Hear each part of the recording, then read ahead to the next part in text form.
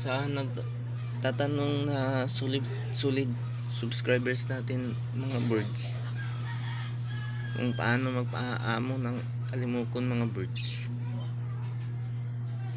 Ito ngayon mga birds, actual demonstration ko mga birds,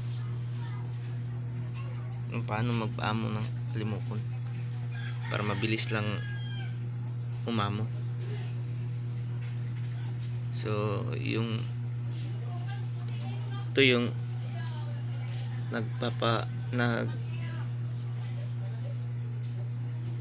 nagtatanong kung paano magpaamo ng alimokon. Ito mga birds, yung subscribers natin mga birds. So simulan natin mga birds. Ganito lang mga birds yung magpaamo ng alimokon mga birds.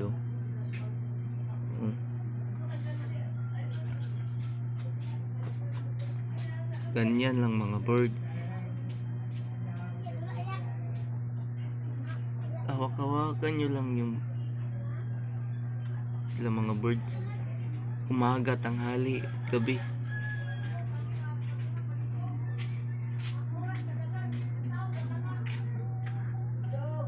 Yan mga birds. Yan. Ganyan din lang mga birds. Oh, di ba?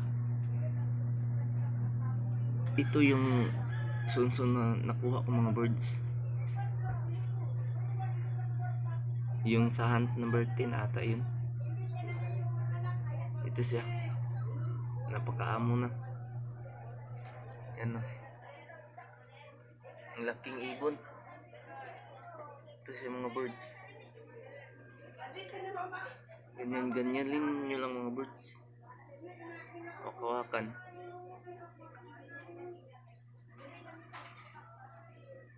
O diba ang amo mga birds.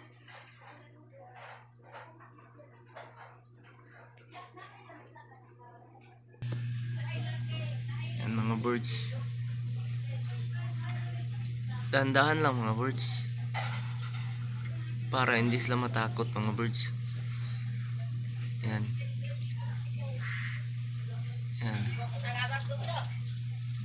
Oh, di ba? Hindi mailap.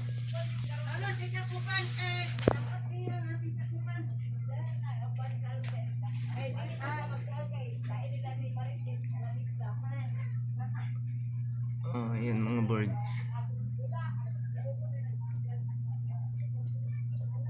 Ganyan lang yung sekreto mga birds. Hawak-hawakan nyo lang mga birds pag may bakating oras kayo.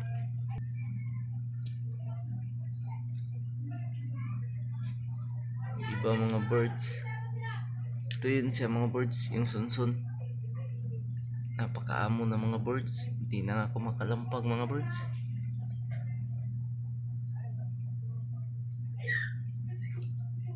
Muhuni na din to mga birds, pero hindi pa ganong malakas.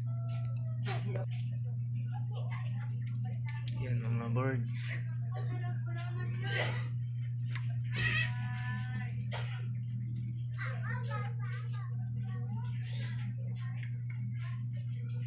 Yan.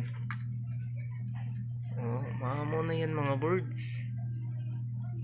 Talagang epektibo talaga yung tips na ginawa ko mga birds, binigay ko. Kaya mga birds, subukan nyo din to mga birds. Hawak-hawakan nyo lang. Oh, di ba? Laking ibon to mga birds. Ito yung sunsun.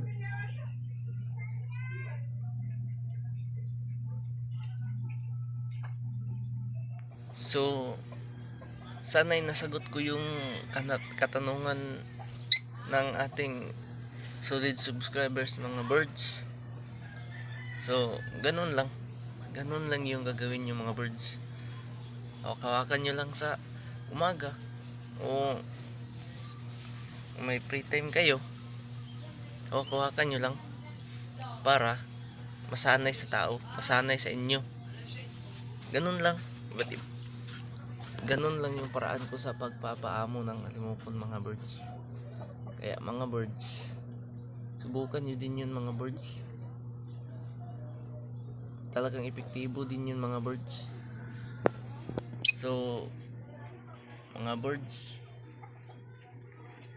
hanggang dito na lang yung video natin mga birds.